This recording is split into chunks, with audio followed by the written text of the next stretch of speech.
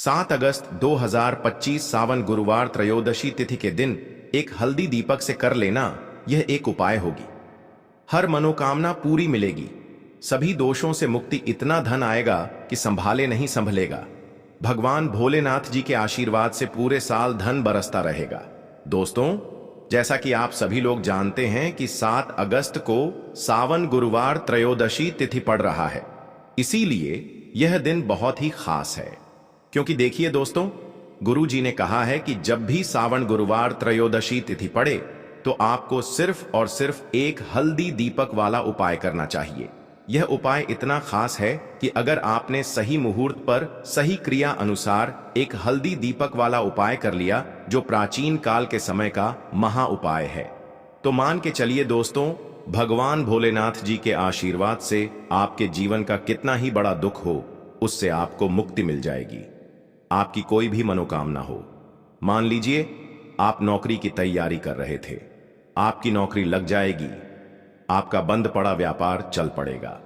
जिस बीमारी से आप बहुत दिनों से परेशान थे, उस बीमारी से आपको मुक्ति मिल जाएगी। आपके जीवन में धन आना शुरू हो जाएगा। आपके जीवन में धन आने के सारे रास्ते खुल जाएंगे और मान के चलिए दोस्तों, फिर आपको किसी भी प्रकार की परेशानी का सामना नहीं करना पड़ेगा। इसीलिए दोस्तों, इस दिन आप लोगों को इस वाले उपाय को जरूर कर लेना है। भले ही आपने पूरे साल भर इस उपाय को ना किया हो, पर अगर आपने इस सावन गुरुवार त्रयोदशी तिथि के दिन अगर इस वाले उपाय को कर लिया, तो आपको इस उपाय को करने का वह फल मिलेगा जिसकी आपने कभी कल्पना भी नहीं करी होगी। इसीलिए आप लोग इस एक हल्दी दीपक वाले उपाय को एक बार जरूर कर लेना, ताकि आप लोगों के हाथ से यह मौका ना जा सके और आपको इस उपाय को करने का फल मिल सके। दोस्तों, यह उपाय पंडित जी ने अपनी अभी की ही शिव महापुराण की कथा में बताया है, जो इस उपाय को आज हम आपको बहुत अच्छे से समझाने वाले हैं। इस वीडियो को देखने के बाद इस उपाय को समझने के लिए आपको कोई और वीडियो को देखने की जरूरत नहीं पड़ेगी। तो चलिए दोस्तों, उपाय को शुरू करते हैं। उससे पहले हे भगवान भोलेनाथ, आपके इस वीडियो को जो भी लाइक और चैनल को सब्सक्राइब करें, उसके जीवन में कभी दुख दर्द मत आने देना। साथ ही साथ कमेंट बॉक्स में 5 ओम नमः शिवाय जरूर लिखें, ताकि भगवान भोलेनाथ जी की कृपा आप सभी को प्राप्त हो सके। इसी के साथ में आप सभी को बता दूं कि आप लोग वीडियो को पूरा नहीं देखते हो, को काट काट कर देखते हो और गलत गलत उपाय को कर लेते हो, तो आपसे निवेदन है कि वीडियो को पूरा जरूर देखें। देखिए दोस्तों, यह सावन गुरुवार त्रयोदशी तिथि का दिन यह इतना खास होता है, इतना महत्वपूर्ण होता है।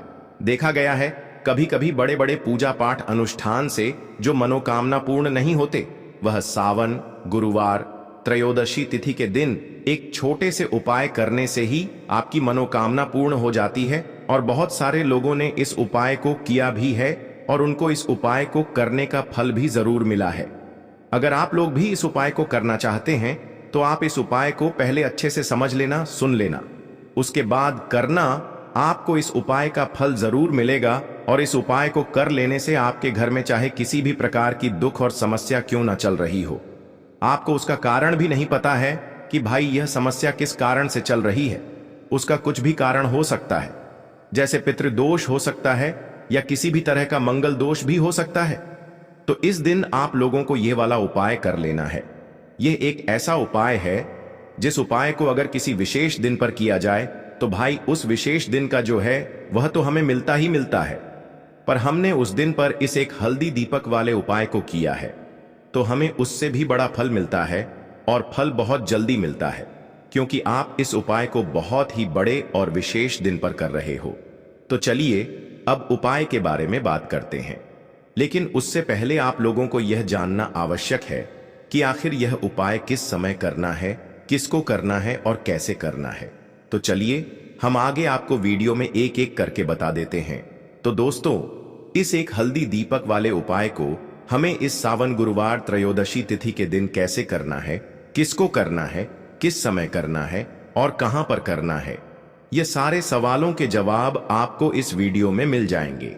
और जो यह वीडियो देखेगा भाई, उसको एक हल्दी दीपक वाला उपाय जरूर करना चाहिए, क्योंकि इस दिन शत्रुओं और किसी भी दोष, किसी भी बीमारी से मुक्ति पाने के लिए एक हल्दी दीपक का बहुत ही बड़ा और विशेष महत्व होता है। और जब बात आ जाए एक हल्दी दीपक की, तो यह सोने पर सुहागा वाली बात हो जाती है और यह एक बहुत ही बड़ा उपाय हो जाता है। अब दोस्तों, इस एक हल्दी दीपक वाले उपाय को आखिर करना किसको है, सबसे पहले हम लोग वह बात जान लेते हैं। तो देखो, घर की जो बड़ी माताएं बहनें होती हैं, उन माताओं बहनों में से कोई भी एक बड़ी माता बहन इस वाले उपाय को कर सकती है।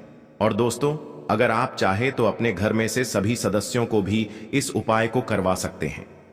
अगर किसी व्यक्ति की खुद की कोई मनोकामना है, खुद की कोई दुख और परेशानी है जो कि वह अपने लिए ही करना चाहता है, इस वाले उपाय को तो वह खुद अपने लिए भी कर सकता है।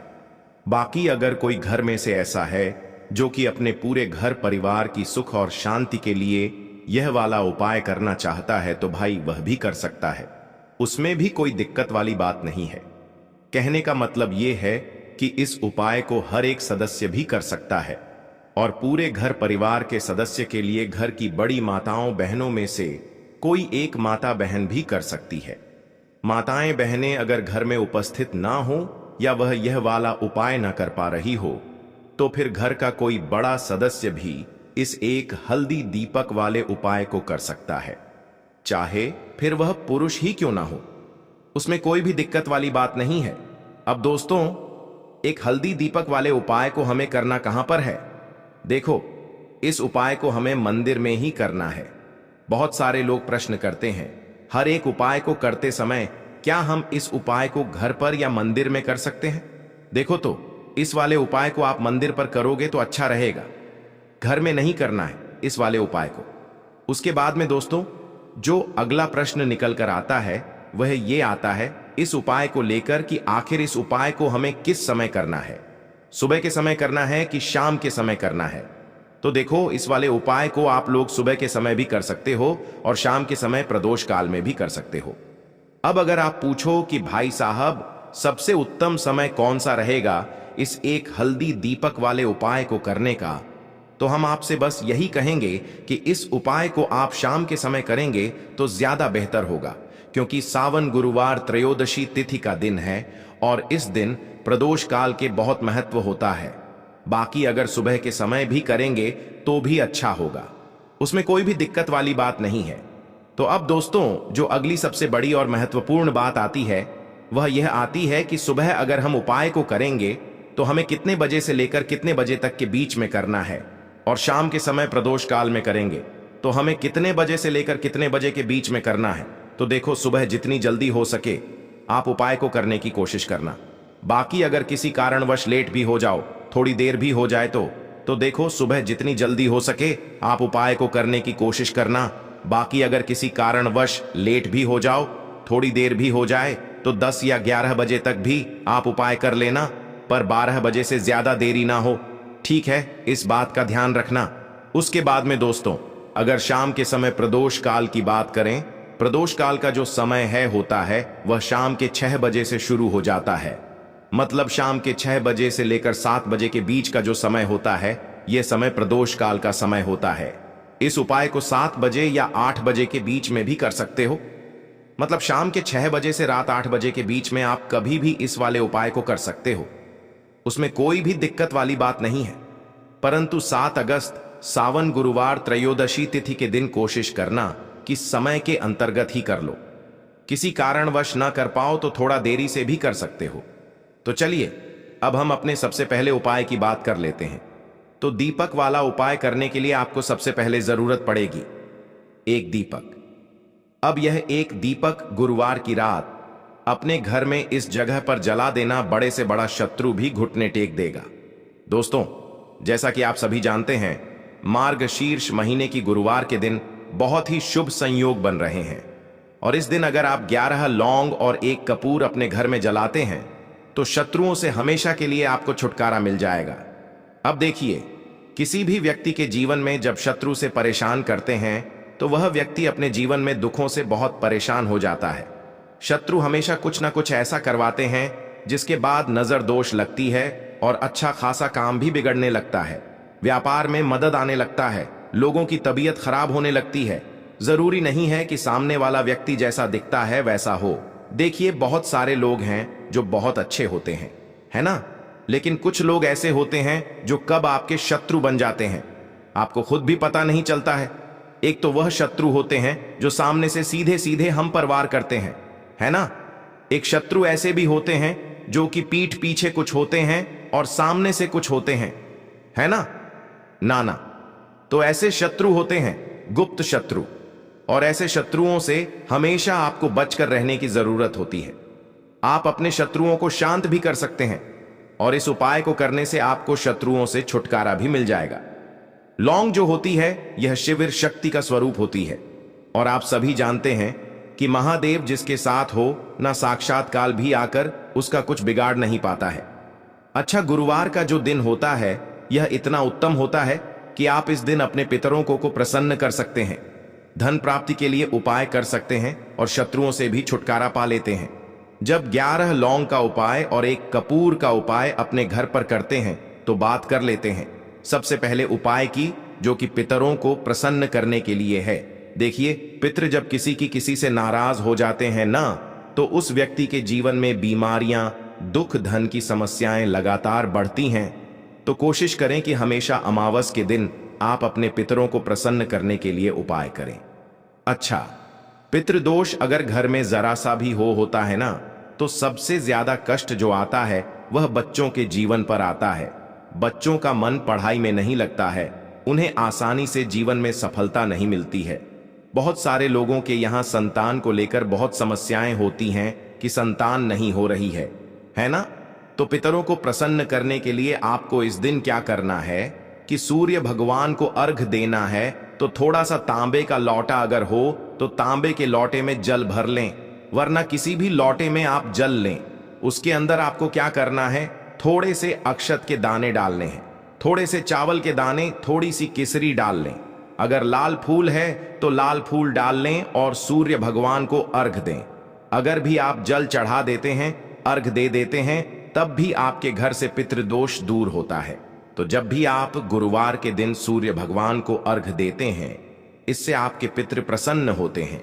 साथ ही साथ अगर आप कर सकते हैं तो पीपल का जो पेड़ होता है, इसमें भी हमारे पितरों का वास माना जाता है। तो आपको क्या करना है कि 1 लोटे में या किसी भी बर्तन में आपको जल लेना है, उसमें थोड़े से आपको काले तिल के दाने डालने हैं, काला तिल डालना है। साथ ही साथ आपको क्या करना है, थोड़े से मिश्री के दाने डालने हैं, गुड़ भी आप यहां पर डाल सकते हैं। अब यह मीठा जल आपको पीपल के पेड़ में चढ़ाना है। आपके घर के आसपास जहां भी पीपल का पेड़ हो, आप गुरुवार के दिन सुबह के समय में पीपल की जड़ में यह मीठा जल चढ़ाएं और अपने पितरों से क्षमा याचना करें। साथ ही साथ दीपक अगर आप लगा सकते हैं तो पीपल के पेड़ के नीचे आपको दीपक जरूर से गुरुवार के दिन शाम के समय में लगाना चाहिए। पितृ आपके हमेशा प्रसन्न रहेंगे और कभी भी पितृदोष की वजह से घर में कोई दुख और कष्ट नहीं आएगा। तो बहुत ही उत्तम सा यह उपाय है जो कि पितरों को प्रसन्न करने के लिए है, और जीवन के दुख कष्ट जो हैं वह बहुत जल्दी दूर होते हैं जब आप हमेशा अपने पितरों को प्रसन्न रखते हैं। तो चलिए अब बात कर लेते हैं 11 लौंग और 1 कपूर घर में किस जगह पर जलाना है, और इस उपाय को करने से कैसे आप अपने शत्रुओं से छुटकारा पा सकते हैं। शत्रु कभी आपको परेशान नहीं करेंगे। शत्रु चाहे कैसे भी हो, सामने से कोई व्यक्ति शत्रु है या गुप्त शत्रु है, हर प्रकार के शत्रु जो है यह शांत हो जाएंगे और चाहकर भी आपका कुछ बिगाड़ नहीं पाएंगे। तो देखिए, उपाय को करने के लिए आपको 11 साबुत लौंग लेनी है। एक भी लौंग खंडित ना हो, टूटी हुई ना हो। एक छोटा सा कपूर का टुकड़ा लेना है, जिसे कि कपूर की टिकियां भी बोलते हैं। एक कोई भी यहां पर मिट्टी का दीपक ले लें या पीतल का बर्तन ले लें, उसके अंदर 11 लौंग रखेंगे, 1 कपूर रखेंगे, थोड़ा सा देसी घी इसके ऊपर से आप डाल देंगे। अब यह आपको गुरुवार के दिन रात के समय में, ठीक है ना, जब सूर्य अस्त हो जाता है, उसके बाद किसी भी समय आपको अपने घर में जलाना है और इसका धुआं पूरे घर में अच्छे से दिखाना है। जितने भी कमरे हैं, जितने भी रूमर्स हैं, बरामदा, आंगन, ठीक है ना, बालकनी, जो भी आपके घर में है, सभी जगह पर आपको इसका धुआं अच्छे से दिखाना है। और साथ ही साथ आपको महादेव का ध्यान जरूर करना है। देखिए, जब भी आप अपने घर में यह लौंग और कपूर गुरुवार के दिन जलाते हैं, सबसे पहले तो शत्रुओं से छुटकारा मिल जाता है। कोई भी शत्रु कुछ भी करता है, वह आपके घर तक चीज नहीं पहुंचती है, आपका कुछ नहीं बिगड़ता है। दूसरी चीज कि जब भी लौंग और कपूर आप जलाएंगे, आपके घर पर कोई संकट नहीं आता है, आपके धन पर कोई संकट नहीं आता है, घर में कोई परेशानियां नहीं आती हैं और हमेशा आपके घर में सकारात्मक ऊर्जा बढ़ती है, पॉजिटिव एनर्जी बढ़ती है, जिसके बाद आपके घर में धन की देवी माता लक्ष्मी वास करती है। लौंग और कपूर जिस घर में कोई भी व्यक्ति जलाता है, विशेषकर गुरुवार के दिन, तो ऐसा समझ लीजिए इसके बहुत चमत्कार हैं, बहुत ज्यादा लाभ है। तो कोशिश कर कि गुरुवार के दिन रात के समय में किसी भी समय आप अपने घर में 11 लौंग और 1 कपूर जरूर जलाएं। शत्रु जो हैं वह घुटने टेक देंगे और आपका कुछ नहीं बिगाड़ पाएंगे। साथ ही साथ धन की वर्षा भी घर में होगी और धन से जुड़ी जितनी भी समस्याएं आपके जीवन में आ रही हैं, बहुत तेजी के साथ आपके जीवन से दूर होती चली जाएंगी। तो चलिए अब बात कर लेते हैं अपने तीसरे उपाय की, और तीसरा उपाय है धन वर्षा के लिए और धन को बढ़ाने के लिए। बहुत सारे लोगों की यह समस्या होती है कि पैसा बढ़ता नहीं है, पैसा तो आता है घर में लेकिन पैसा बढ़ता नहीं है। या कुछ लोग ऐसे भी हैं जो कहते हैं कि पैसा बढ़ेगा, तो तब जब घर में पैसा आएगा, बिल्कुल से पैसा आना बंद हो रहा है। व्यापार दिन पर दिन खराब होता जा रहा है, नहीं समझ आ रहा किसी ने कुछ करा दिया है या फिर घर में कुछ ऐसा है, वास्तु दोष है, नजर दोष है, जिसकी वजह से घर में तरक्की लोगों की नहीं हो रही है। ठीक है ना, बिल्कुल व्यापार धंधा सब बेकार होता चला जा रहा है। जो भी व्यापार कर रहे हैं उसमें लगातार घाटा हो रहा है। तो यह उपाय आप करिए गुरुवार के दिन और फिर इसका चमत्कार खुद देखिए। चाहे व्यापारी हैं आप, कोई बिजनेसमैन हैं, दुकान है आपकी, हर प्रकार के काम में लाभ ही लाभ मिलता है। जब इस उपाय को आप करते हैं, आपको क्या करना है, 2 फूल वाली लौंग लेनी है, 1 लाल फूल लेना है, गुलाब का फूल भी आप यहां पर ले सकते हैं। उसी गुलाब के फूल में यह 2 फूल वाली लौंग रख देनी है। 1 देसी घी का दीपक आपको जलाना है, लंबी बाती का। अब यह दोनों चीजें लेकर अपने घर के मंदिर में आपको बैठ जाना है शाम के समय में। गुरुवार के दिन शाम के समय में जब सूर्य अस्त हो जाता है, सूर्य छिप जाता है, अब आपको सबसे पहले देसी घी का दीपक जला देना है, माता लक्ष्मी के सामने और भगवान विष्णु जी के सामने। ठीक है ना, 1 देसी घी का दीपक जला देंगे और जो लौंग और फूल आपने लिया है, यह अपने सीधे हाथ में आप रख लेंगे। अब आपको माता लक्ष्मी से अपने जीवन की समस्याओं को कहना है कि मेरा काम नहीं चलता है, मेरा व्यापार अच्छे से नहीं बढ़ता है, मेरा धन नहीं बढ़ रहा है, मेरे पैसे में बढ़ोतरी नहीं हो रही है। जो भी दुख है, जो भी पैसे को लेकर समस्याएं जीवन में है, सब कुछ आपको माता लक्ष्मी और श्री हरि विष्णु से कह देना है। ठीक है ना, इसके बाद आपको मंत्र बोलना है 11 बार, ओम नमो भगवते वासुदेवाय नमः। 11 बार यह मंत्र बोल देंगे और फिर वह फूल आपको माता लक्ष्मी को अर्पित कर देना है, उनके सामने चढ़ा देना है। चाहे मूर्ति है आपके घर में, माता लक्ष्मी की जो 5 हरे मूंग हैं, उनमें से पहला जो हरा मूंग है, आपको शिवलिंग के सामने जो नंदी महाराज होते हैं और उनका जो पैर उठा हुआ होता है, वहां पर आपको पहला हरा मूंग समर्पित कर देना है और आपको ओम नमः शिवाय इस मंत्र का जाप कर लेना है। फिर आपको दूसरा हरा मूंग लेना है और शिवलिंग पर जो श्री गणेश जी वाला स्थान होता है, वहां पर आपको यह दूसरा हरा मूंग समर्पित कर देना, यानी कि शिवलिंग के सीधे तरफ आपको यह दूसरा हरा मूंग समर्पित करना है और फिर आपको ओम नमः शिवाय या फिर श्री गणेशाय नमः इस मंत्र का जाप कर लेना है। तीसरा, हरा मूंग का दान आपको भगवान शिव की सबसे प्रिय पुत्री माता अशोक सुंदरी वाले स्थान पर समर्पित करना होगा। शिवलिंग की जो जलाधारी होती है, जहां से जल बह के आता है, उसी जलाधारी के बीच में जो कहीं कहीं उठी हुई लाइन होती है सांप की आकृति के रूप में, वहीं पर आपको तीसरा हरा मूंग समर्पित करना है और फिर आपको ओम नमः शिवाय इस मंत्र का जाप कर लेना है। अब दोस्तों, चौथा जो हरा मूंग है, उसे आपको भगवान कार्तिकेय जी का जो स्थान होता है शिवलिंग पर, वहां पर आपको यह चौथा हरा मूंग का दाना समर्पित कर देना है और आपको ओम नमः शिवाय इस मंत्र का जाप कर लेना है। अब दोस्तों, आपके पास जो पांचवा और अंतिम हरा मूंग बचा हुआ है उसे जल के पात्र के अंदर डाल देना है और इस हरे मूंग से युक्त जल से आपको भगवान शिव के शिवलिंग का अभिषेक कर देना है। धीरे धीरे समर्पित करते जाना है और लगातार आपको शिव महापुराण के मूल मंत्र श्री शिवाय नमस्तुभ्यम इस मंत्र का जाप करते रहना है।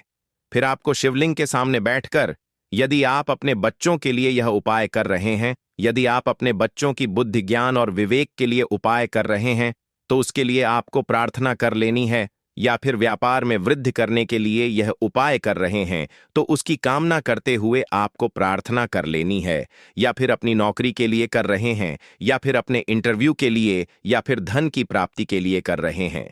जिस भी कामना के लिए आप उपाय कर रहे हैं उसे परिपूर्ण करने के लिए आपको महादेव से प्रार्थना कर लेनी है और फिर आपको वापस अपने घर आ जाना है। पूज्य गुरुजी ने कहा है कि जो भी व्यक्ति इस उपाय को कर लेता है तो यकीन मानिए आपके जीवन की जो सारे संकट, कष्ट और बाधाएं हैं वह सभी समाप्त होंगे। अब हम बात करते हैं तीसरे विशेष उपाय। देखो, भाग्य का साथ आपको मिले तो गुरु बृहस्पति को मजबूत करना बहुत जरूरी होता है। इसीलिए पूज्य गुरुदेव ने एक बहुत ही सुंदर सा उपाय बताया था, जो कि है पीले चावल का थोड़े से अक्षत लेना, चावल लेना। अगर आपको ऐसा लगता है ना कि आपको किसी भी चीज में सफलता नहीं मिल पा रही है, किस्मत का साथ आपको नहीं मिल पा रहा है, तो पीले चावल लेना। पीले चावल कैसे करोगे? 11 चावल लेना साबुत, उसके अंदर पीला चंदन है वह आपको मिला देना है और चावल को पीला रंग कर देना है। ठीक है। साथ में लेना है एक बेलपत्र और साथ में लेना है तांबे के पात्र के अंदर जल। ठीक है। यह तीनों सामग्री लेकर के गुरुवार त्रयोदशी तिथि के दिन सुबह से लेकर के रात्रि तक जब आपकी इच्छा हो तब आप यह उपाय कर सकते हैं। अब आपको क्या करना है? भगवान शिव के मंदिर में जाएंगे। जो एक बेलपत्र है वह माता अशोक सुंदर वाले स्थान पर आपको अर्पित करना है। डंडे का हिस्सा जलाधारी की तरफ हो चाहिए। उस प्रकार से आपको यह बेलपत्र अर्पित करना है।